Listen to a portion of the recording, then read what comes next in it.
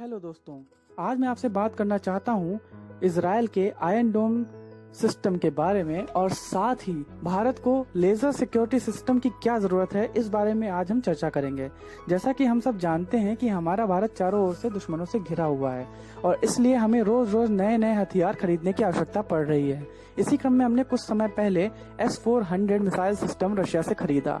इससे पहले भी हम कई सारे मिसाइल सिस्टम अलग अलग देशों से खरीद चुके हैं और इसी क्रम में हमने रशिया से S-400 मिसाइल सिस्टम भी खरीदा। लेकिन क्या यह काफी होगा?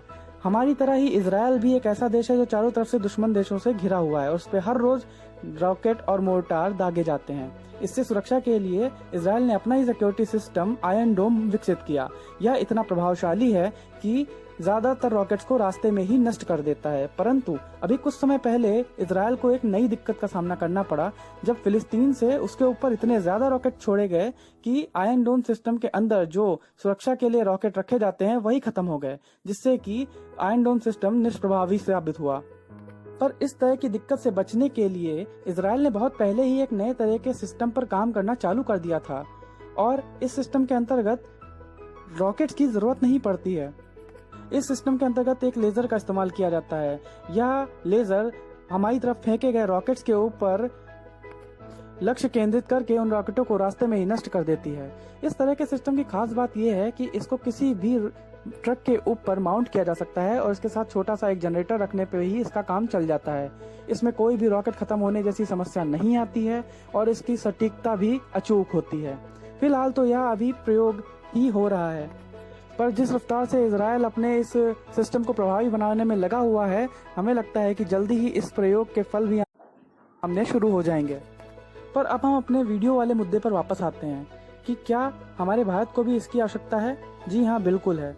हमारे देश को चारों ओर से दुश्मनों ने घेरा हुआ है और हमें अपनी सुरक्षा के लिए आत्मनिर्भरता के साथ ही सटीक निशाने वाले हथियारों की भी भरपूर आवश्यकता है और हमें भी इस तरह के एक लेजर सिस्टम की बहुत जरूरत है।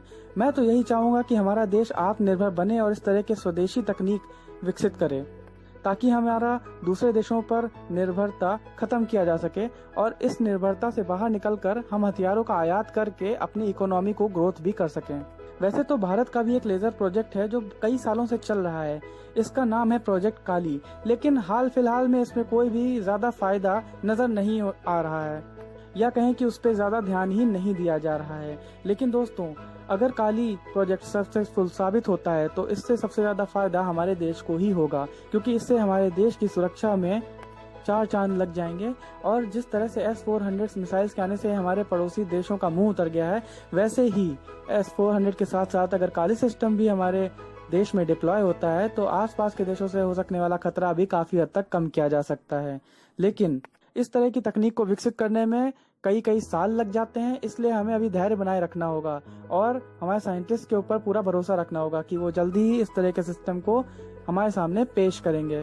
और उससे पहले यकीनन इजराइल अपना सिस्टम बना ही चुका होगा, क्योंकि भारत एक ऐसा देश है जिसने कठिन से कठिन समय में भी खुद को हमेशा मजबूत बनाए रखा है और अपने दुश्मनों को हमेशा कड़ा सबक सिखाया है।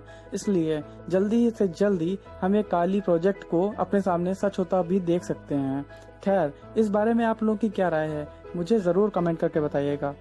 वैसे मेरी नज़र में तो laser system missile interceptor system से कहीं ज़्यादा बेहतर है, क्योंकि जैसा कि मैंने अभी बताया कि इसमें ना तो रॉकेट के ख़त्म होने की समस्या है और ना ही इसको मौसम की ज़्यादा मार से फ़र्क पड़ता है। इसको किसी भी ट्रक पर रख के आसानी से किसी भी जगह डिप्लॉय किया जा सकता है। इसलिए मेरी नज़र में तो लेजर सिस्टम कहीं ज़्यादा बेहतर है। लेकिन आपकी क्या ख्याल है, ये मुझे ज़रूर बताइएगा। वीडियो को लाइक और शेयर करना ना भूलिएगा। Thank you.